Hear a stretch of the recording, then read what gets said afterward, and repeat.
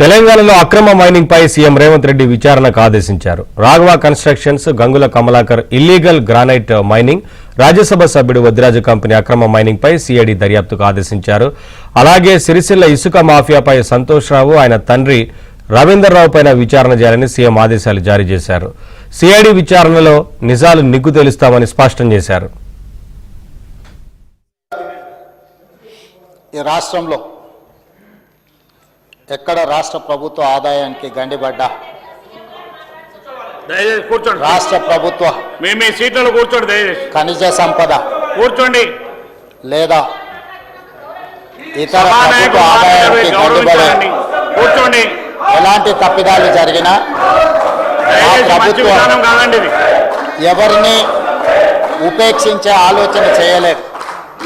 ఈనాడు ప్రతిపక్ష సభ్యులు ఏదైతే అంశం లేవనెత్తిందో రాఘవ కన్స్ట్రక్షన్స్కు సంబంధించి ఈ రాఘవ కన్స్ట్రక్షన్స్కు నోటీస్ ఇచ్చింది. దీనికి సంబంధించి చర్యలు తీసుకోమన్నది. దీనికి సంబంధించిన చర్యలు తీసుకున్న తర్వాత సినరేజ్ ఛార్జ్ కింద 1,52,97,825 రూపాయలు, అదేవిధంగా పర్మిట్ ఫీ కింద 1,22,25,446 రూపాయలు Raghava constructions India private limited నుంచి ప్రభుత్వం మైనింగ్ శాఖ ఈరోజు వాళ్ళ దగ్గర పన్నులు కట్టించుకోవడం జరిగింది.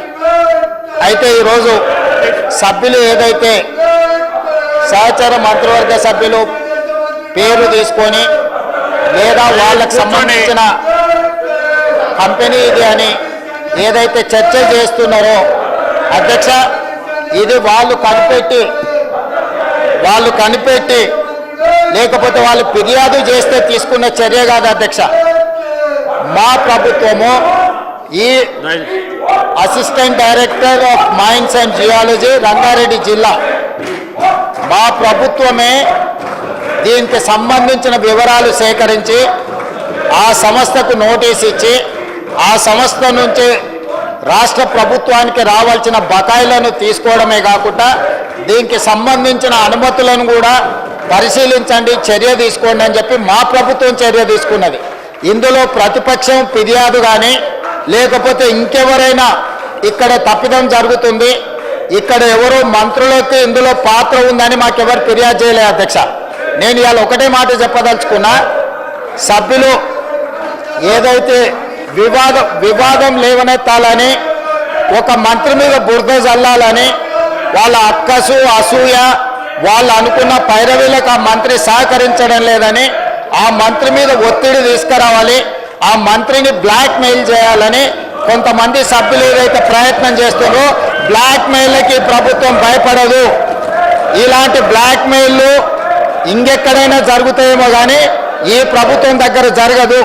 ఈనాడు ఏదైతే 2008-2025 నాడు ఎన్విరాన్మెంటల్ ఇంజనీర్ కానీ ఇతర అధికారులకు ఫిర్యాదు చేసిందే మా ప్రభుత్వం, ఆదాయాన్ని రాబట్టిందే మా ప్రభుత్వం.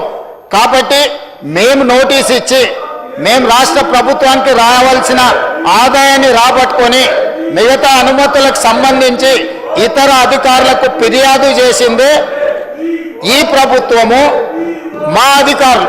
కాబట్టి వీళ్ళు కొత్తగా ఇందులో కనిపెట్టి కానీ నిజంగానే మా మంత్రులకు ఇందులో పాత్ర ఉంటే ఈ నోటీస్ ఇవ్వడం కానీ ఈ నోటీస్ మీద పన్నులు వసూలు చేయడం కానీ ప్రభుత్వం చేస్తుంది అధ్యక్ష. రాఘవ కన్స్ట్రక్షన్స్ ప్రైవేట్ లిమిటెడ్లో మా మంత్రి గారికి ప్రత్యక్షంగా సంబంధం ఉంటే ఈరోజు ఈ నోటీసులు ఇచ్చి ఈ ప్రభుత్వ ఆదాయాన్ని రాబట్టుకునే ప్రయత్నం ఎక్కడైనా ఏ ప్రభుత్వం అయినా చేస్తుందా? వాళ్ళ ప్రభుత్వంలో ఎప్పుడైనా చేసిందా అధ్యక్ష? ఈరోజు మా ప్రభుత్వము రాష్ట్ర ప్రభుత్వ ఆదాయానికి ఎక్కడ కూడా రూపాయి గండిపడకూడదు, ప్రతి రూపాయి రాష్ట్ర ఖజానాకు చేరాలి అని ఈరోజు మా ప్రభుత్వం, మా అధికారులు నిజాయితీతో, మా మంత్రులు చిత్తశుద్ధితోని చేపట్టిన చర్యల వల్ల ఈరోజు రాష్ట్ర ప్రభుత్వానికి ఆదాయం వచ్చింది. అయినా వివాదం చేయాలి, బ్లాక్మెయిల్ చేయాలి, ఆ మంత్రిని బెదిరించుకోవాలి, ఆ మంత్రి ద్వారా పైరవీలు చేసుకోవాలని ప్రయత్నం చేసిన వాళ్ళు పైరవీలు చెల్లుబాటు కాకపోవడం వల్ల ఈరోజు ఆ మంత్రి మీద బురద జల్లే ప్రయత్నం చేస్తారు. వాళ్ళు అడుగుతున్నారు విచారణ కావాలని. అధ్యక్ష, తమరి ద్వారా ప్రతిపక్షానికి తెలంగాణ ప్రజలకు నేను మాట ఇస్తున్నా, విచారణ ఆదేశించడానికి మా ప్రభుత్వం సిద్ధంగా ఉంది. ఆనాడు సిరిసిల్ల శాసనసభ నియోజకవర్గంలో నేరెళ్లలో ఇసుక బాధితులు దళితులను లారీ ఎక్కించి తొక్కిచ్చి చంపి అక్రమ ఇసుక రవాణా చేసిన సంతోష్ రావు వాళ్ళ తండ్రి రవీందర్ రావు గారికి సంబంధించిన నేరెళ్ల ఇసుక మాఫియా మీద విచారణ చేయడానికి మా ప్రభుత్వం సిద్ధంగా ఉంది.